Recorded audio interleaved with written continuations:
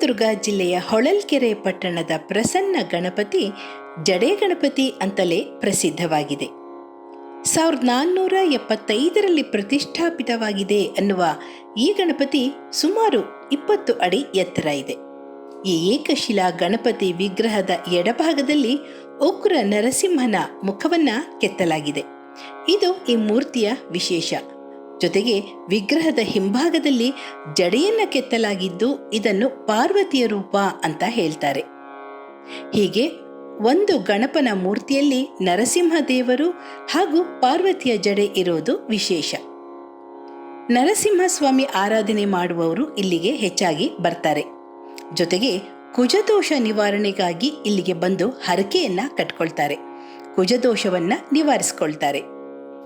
ಹಾಗೆ ವಿವಾಹ ಹಾಗೂ ವಿದ್ಯಾಭ್ಯಾಸಕ್ಕೆ ಸಂಬಂಧಿಸಿದ ಸಮಸ್ಯೆಗಳ ಇತ್ಯರ್ಥಕ್ಕಾಗಿ ಕೂಡ ಭಕ್ತರು ಹೆಚ್ಚಾಗಿ ಬರ್ತಾರೆ.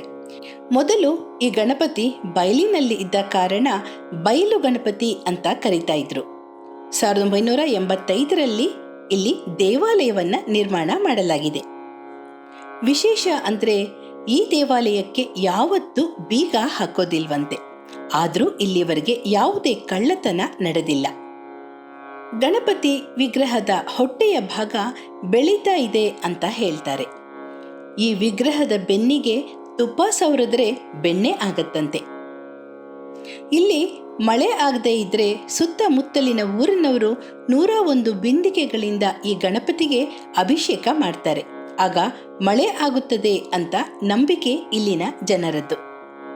ಇಷ್ಟೆಲ್ಲ ವಿಶೇಷ ಇರುವ ಹೊಳಲ್ಕೆರೆಯ ಜಡೆ ಗಣಪತಿಗೆ ನೀವು ಹೋಗಬೇಕು ಅಂತ ಇದ್ರೆ ಇದು ಶಿವಮೊಗ್ಗದಿಂದ 80 ಕಿಲೋಮೀಟರ್ ದೂರದಲ್ಲಿದೆ, ಚಿತ್ರದುರ್ಗದಿಂದ 35 ಕಿಲೋಮೀಟರ್, ಹಾಗೆ ದಾವಣಗೆರೆಯಿಂದ 60 ಕಿಲೋಮೀಟರ್ ದೂರದಲ್ಲಿದೆ. ಬೆಂಗಳೂರಿನಿಂದ ಹೋಗೋರು ಚಿತ್ರದುರ್ಗ ಮಾರ್ಗವಾಗಿ ಹೋಗಬಹುದು.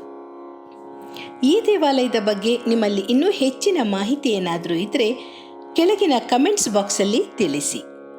ಧನ್ಯವಾದಗಳು.